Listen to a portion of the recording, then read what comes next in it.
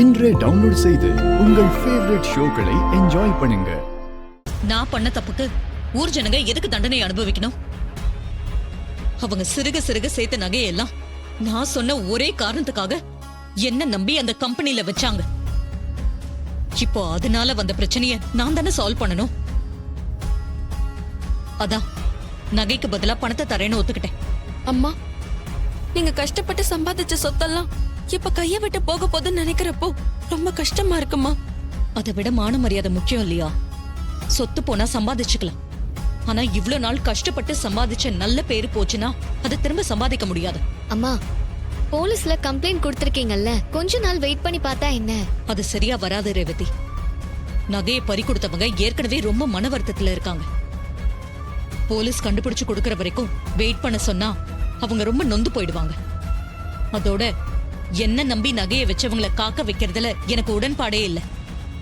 பாதிக்கப்பட்ட ஜனங்களுக்கு பணத்தை செட்டில் பண்ணாதான் என்னால நிம்மதியா இருக்க முடியும். அதுக்காக ப்ராப்பர்ட்டிஸ்லாம் எதுவும் விற்க தேவையில்ல. நகை இருக்கிற இடத்த கண்டுபிடிச்சிடலாம். அதுக்கான வேலையை நான் ஏற்கனவே பண்ணிட்டேன். எப்படி கண்டுபிடிப்ப? ட்ராக்கிங் டிவைஸ் இருக்கிற செயின் ஒன்று அவங்ககிட்ட அடகு கொடுத்து வச்சிருக்கேன். அதை வச்சு அவங்க லொகேஷனை கண்டுபிடிச்சிடலாம்.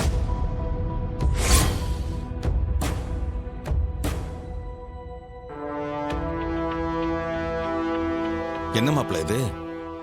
ட்ராக்கிங் டிவைஸ், லொகேஷன், மேப் அது இதுன்னு சொல்றீங்களே, எனக்கு ஒன்றும் புரியலையே. மாமா, நான் உங்களுக்கு விளக்கமா சொல்றேன்.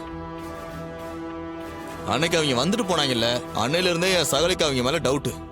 அதனால சகலை என்ன பண்ணாப்ல, ஊர் ஜனங்கள்லாம் நகைங்களை எடுத்துட்டு போய் வைக்கும் போது ஒரு செயினை கொடுத்து அந்த செயினை எப்படியாச்சும் உள்ள கொண்டு போய் சேர்த்துருக்குன்னு சொன்னாப்ல. நானும் ஒரு ஆளை வச்சு அந்த செயினை உள்ள வைக்கிற மாதிரி வச்சுட்டேன். அந்த செயின்ல தான் சகலை சொன்ன அந்த லொகேஷன் டிராக்கரை உள்ள வச்சிருக்கோம்.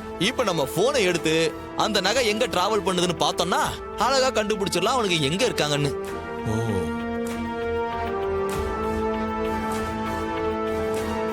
என்ன இவன் இவ்ளோ கிரிமினலான வேலை பண்ணிருக்கான்? அப்ப அந்த 2 பேரும் மாட்டிப்பானுங்களோ? இவ்ளோ தூரம் கஷ்டப்பட்டதெல்லாம் வீணா போயிடுமா? இப்ப என்ன பண்றது? நல்ல காரியம் பண்ணிருக்கீங்க மாப்பிள்ள. எங்க நகையை தூக்கிட்டு போனவங்கள கண்டுபிடிக்க முடியாமே போயிடுமோன்னு கவலைப்பட்டுட்டு இருந்தேன். உங்களால திரும்பவும் கண்டுபிடிக்க முடியும்னு ஒரு நம்பிக்கை வந்திருக்கு.